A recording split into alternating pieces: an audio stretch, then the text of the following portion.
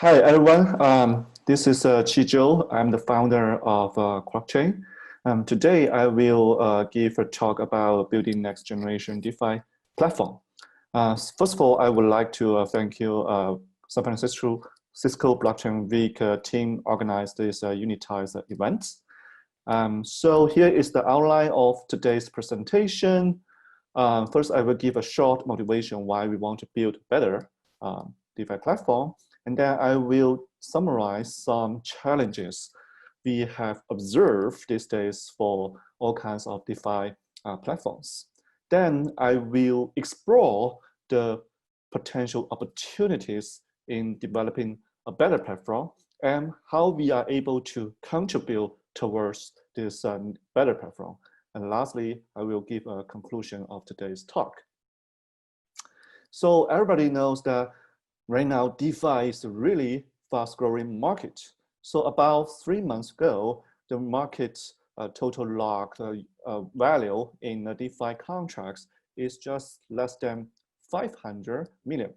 Right now, this value is now more than 1.64 billion. That's about almost 3 times, average 2.5 times than 3 months ago. And so with a lot of people now are developing DeFi application, and more people are putting their valuable assets in the DeFi. At the same time, we see the couple of, I would say, issues that is happening at the same time. So I think the most concerning, I would say, challenges in DeFi platform is the security. Because imagine there are billions of dollars that is putting in those smart contracts, and suppose one of these contracts is being hacked, well, then it will lose considerable amount of these assets of the users. So actually, those events are happening or happen these days. For example, Banker recently released their smart contract, and they found severe issues in the contract. So in order to prevent the hackers to steal all those assets, they have to perform a white hat attack, basically attack the contract themselves, and then stole those assets to their accounts and return to the users. And another famous event that is landf.me, which they use compound code, but they use called non-standard assets, which create further attack vector and was utilized by the hacker and stole 25 million US dollars. Luckily, the hacker is identified and the hacker returned all the assets back. But it still this create a lot of concern in the market that why there are so many security issues happening. And actually these days, just a few days ago, Balancer, another famous project, is also be hacked, and more than 500,000 of the assets, because it just started. So the number of assets still relatively small, but still more than 5 million assets that was attacked and stolen. And like imagine, suppose like for example, Compound, which is the largest DeFi project nowadays, which has locked roughly 1 billion assets, and it was hacked. How would the market be? That is a disaster. And remember, those projects, they are actually well known, and their code actually is seriously audited by several famous auditors. For example, Balancer is audited by, actually here is title here, it's a trial of bits. And for example, the landf.me using Compound's code, which actually is also audited by trial of bits and also OpenZeppelin. And they're still being attacked, which implies that a lot of other projects with less resources, with less tests, with less audit, may even highly likely to be attacked. And that is very concerning. Okay. Next, user experience. We know that actually the largest DeFi platform right now is Ether. And actually for all DeFi users, no matter they have no idea of what Ether it is, they must have buy Ether in order to do a basic thing that is pay transaction fee. And for example, suppose I have 100,000 USDT in order to, for example, participate in DeFi. I want to lend to somebody else. I still have to buy Ether. I cannot use this USDT to pay transaction. And this takes a lot of efforts for DeFi developer to educate their users. And at the same time, I think a lot of people realize this issue and they are putting a lot of effort try to support other tokens other than Ether to as transaction fee. And some projects, for example, such as Cosmos SDK, they started the project with non-default native tokens, so they support multiple different tokens. However, there's still a couple of questions in the reality that these features that is enabled. So how to claim those non-default native token and how to prioritize those transactions. Suppose the network, there's a lot of transactions. How could these people prioritize them so that the miners can enjoy the best returning reward by collecting those fee of transactions? But this fee is in different tokens. How could miners, block producers, to figure out this? And in addition, be able to participate in a DApp, actually the actual transactions are needed for those contract-based tokens like ERC20. It's like the ERC20 is kind of like a second-class citizen, while Ether is the first-class citizen.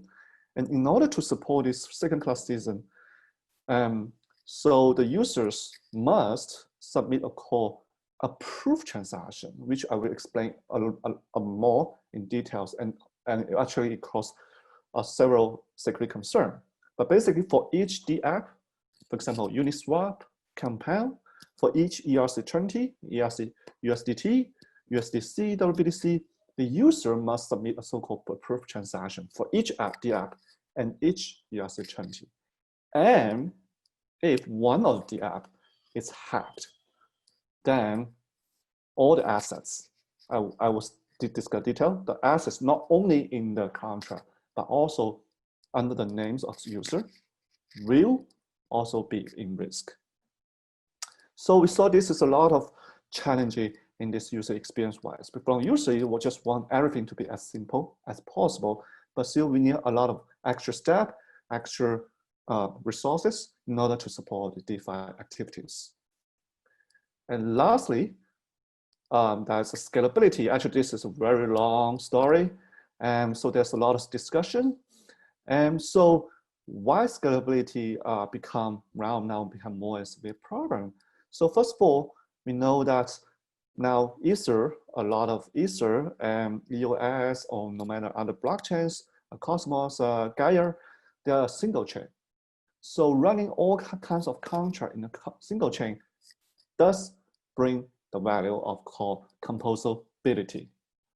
However, that means that the user can in the same chain and combine all the possible DeFi products and build and satisfy their DeFi needs. For example, a famous event that's using Flash LAM for an AAVE and then explore these arbitrary opportunities between different DeFi products, and in order to gain better reward with zero, basically almost zero cost. And so I think this is kind of good thing because with the composability, it increase kind of liquidity. It comes of actually making the smart market more balanced. And so if we project right now, the DeFi is still in the early stage, which I think most people agree, then we will project as the activities of DeFi grow, a single chain from physical perspective, they can be easily hit its limits. And for example, if there's a sudden traffic surge comes, like there's a hot dApps, then the single chain will block the usage of all the other DeFi products. So here is a graph that is captured from, it's a scan, which plots the historical gas price from early this year to today. And so we see the gas price increase, I think, more than 2 and 3 times just in half year. And these events will be more and more. And we also see some peaks that were highly caused by some hot events that is happening on chain. And so when people want to participate in the DeFi with other hot events, they have to pay a very expensive transaction fee. And so here is an example. I just participated in Compound a few days ago. And basically, I want to lend some of my $10 of USDC coin and to earn some interest in Compound, where you can see that from this transaction fee wise, it costs roughly $2. And this number should be even higher these days because there is still even harder. And so in order to collect the interest for this $10, I have to pay first $2 before I can earn any interest. And this greatly limits further activities of DeFi. So a lot of people, including, for example, Vitali, believe like multi-chain technology such as shorting is the future to address this scalability problem. However, at the same time, this multi-chain also come up with a problem called composability, is that could any users be able to use all the DeFi products in different chains easily, basically in my words? And the question Vitalik says is yes, but Ether is naturally supported. But all the contract-based tokens or ERC20 need modifications. And here is his words. He said the ERC20 cylinder would have you need to modify, be able to do something, be able to transfer from one shard to another shard. And so there are a lot of open questions here. Will this modification significantly increase, for example, the token creator, for example, the ERC20 creators' effort to maintain all these tokens? Because it looks like there are multiple ERC20 contracts represent for the same asset in different shards. And maintain all these contracts will be much more difficult than right now. And second, would this modification introduce additional, for example, security efforts, so that people need to put more efforts in security, in audit, in testing to make sure those, for example, contract-based tokens are working properly? And I think this make right now the security situation become even worse. So after summarizing what we have observed in right now the DeFi platform, we believe that in the future, when the DeFi market grows rapidly, we need a platform with first better security, better user experience, and better scalability. And there's a bonus that it can also help developer to provide a better developer experience without have too much concerning of standard security issues, user experience issues, or scalability issues. So our thoughts to provide a better platform is to provide a solution that use first multi-native token plus DEX plus sharding. So multi-native token, we allow the users not only to create, for example, to use the default native token like Ether or QKC on us, but every user is able to create their first class citizen native token and be able to claim their ownership, be able to mint whether they're using single owner or can be a DAO, and further using DAX. Together with this native token, we allow users to use this native token as transaction fee, while we still maintain a lot of problems of, for example, different pricing of native tokens. And lastly, with sharding, we hope that we can easily scale the network, and not only the default native token, but all the native token can naturally enjoy the scalability that brings by the sharding technology, while with almost nothing in terms of actual development efforts. So first, let me go to some details how we are able to solve these existing problems. So first, existing problem in terms of security is that we call it infinite approval. What does that mean? So because of the limitation of the current platform, for any ERC token, the users must, before participating in any DeFi application, a user must first approve the DeFi application, the smart contract, to spend the user's assets on behalf of the user. So for example, suppose I want to put $10 in Compound and say, hey, I want to lend to somebody else. Then before I move this $10 to Compound, first I say, hey, I will approve Compound contract to move $10, spend my $10 to anyone. And then I participate in the, for example, lend, then the contract will move my $10 to the contract and mark it internally, say, hey, there's a $10 that I have. I can use this $10 to lend to somebody else to earn the interest. And so the approve means that I have to trust the contract that will not do bad thing, that will not steal my assets. And in addition, it has an allowance parameter. So for example, just now in the previous example, I used $10, but in reality, to avoid multiple approvals, because each time users want to deal with just for example $10, the next time I need to do another approve for example $100 if you want to lend. So basically all the DApps where I use Uniswap, Compound, they will ask users to just submit approve with infinite allowance.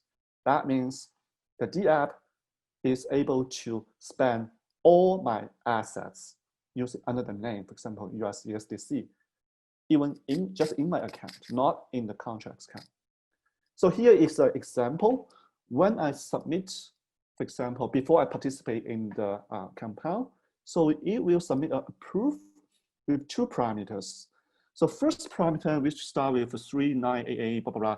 This is basically the contract of the Compound saying that, hey, I approve this contract to spend for me. And the next one is FFFF, infinite F. That is basically infinite. Basically, how much this contract can spend on behalf of me, that is infinite. And as a result, a hacked contract can transfer not only my assets that is stored in the contract, but also all the corresponding assets in my account. So for example, I have 1 million USDC proof of contract and say I want to participate. But someday the contract is hacked and the hacker can move all my $1 million, even it is just in my account. So the recent incident of Banker is that they found an issue that the hacker is able to move on behalf using the contract and then be able to move users' assets. And in addition, this problem become, I would say, much harder to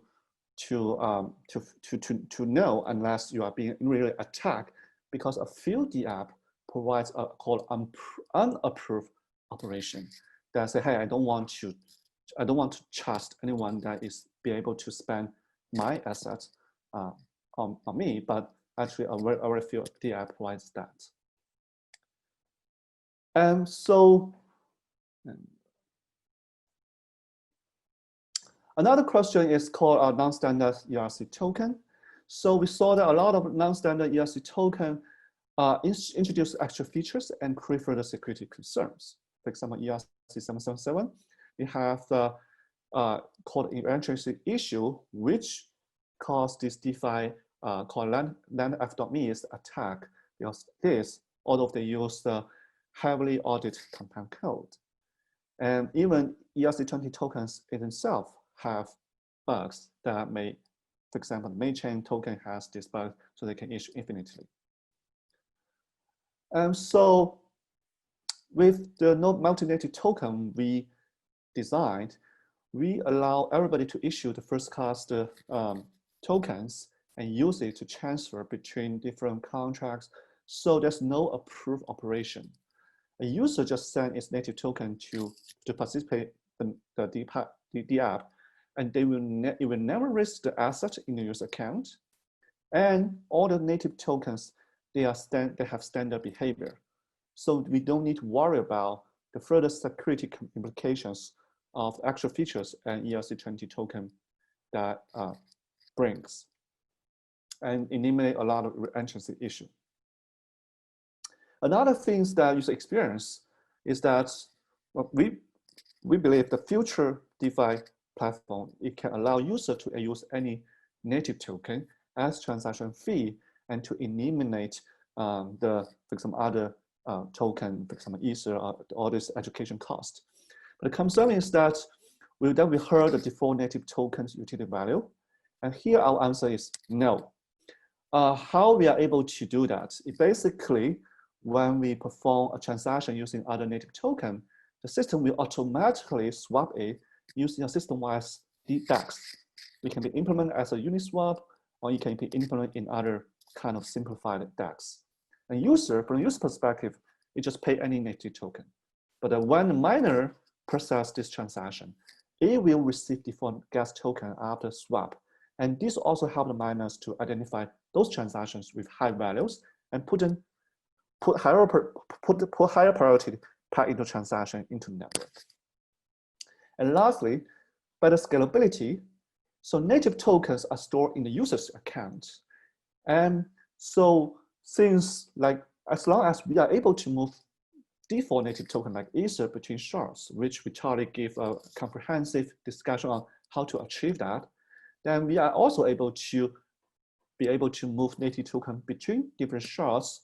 And that means all these native token can immediately enjoy the scalability that enabled by more shards. And from the app developers, in order to support this native token, they would just deploy the contracts in different shards with a very minimum code chains.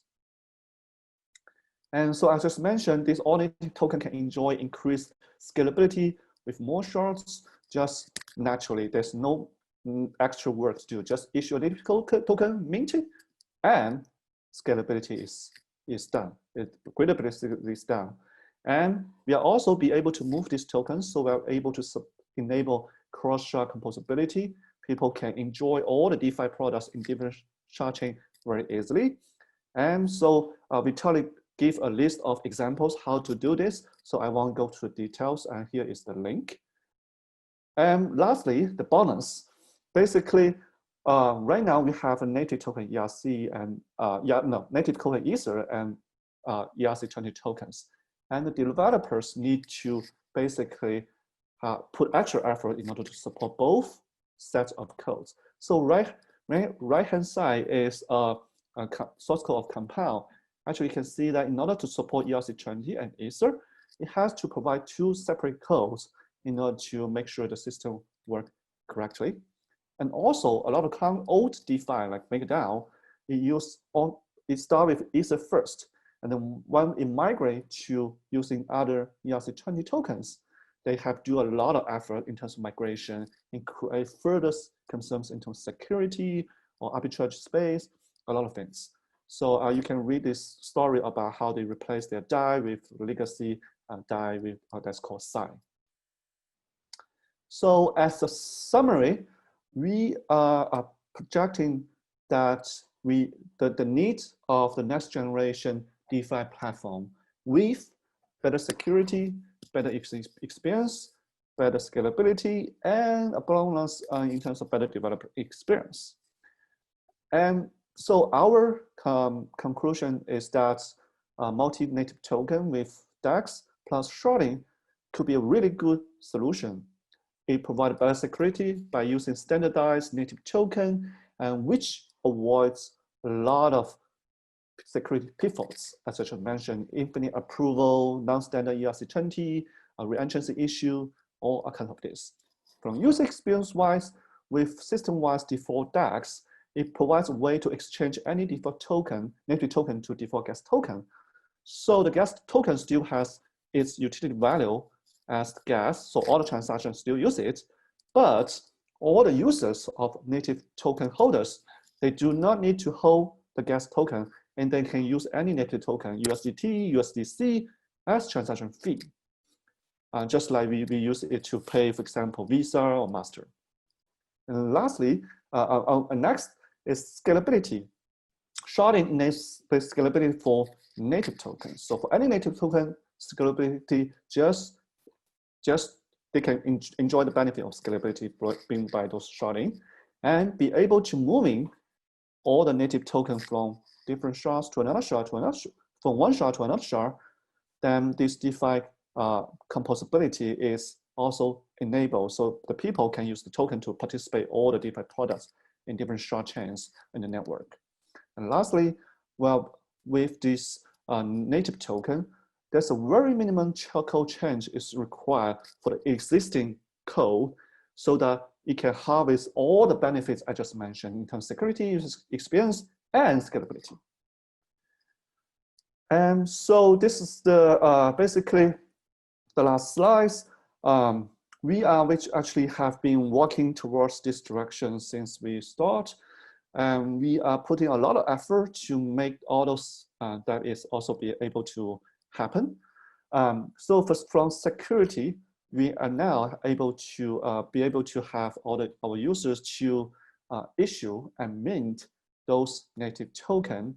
And from the user experience wise, we already program exchange in the system-wise exchange to provide this swap feature so the user can use any native token to pay as gas token, which we will enable it in our mainnet in the next half a year. And from scalability-wise, we have finished this when the project was started with sharding, and we are also natively support moving all kinds of native token between shards, and so all kinds of the decomposability that listed by Vitali, all the scenarios are now enabled. And lastly, the platform code is enabled to be able to handle this multi-native token. We already support that, and we are also providing library code to try to simplify all the development process with better test case, with better document, and with also better, for example, monitoring tools. So our next step is to host a campaign on our testnet I think this month, and this campaign will last maybe for 1 or 2 months, and so that people can really experience all kinds of this I would say benefits, security, user experience, scalability through our first testnet and later mainnet in the next half of the year, and people can earn the reward in terms of QKC by issuing, minting, and playing, for example, performing transaction or deploy the users of smart contract in testnet and to play with these native tokens. So that's all for my today's talk. Thank you very much for attending my presentation. So if you have any questions, feel free to reach out quackchain.io and visit our forum community at quackchain.io, and we will be happy to answer any question you have. And also, if you want to participate in this event, we are really happy and will welcome everybody to participate. Thank you.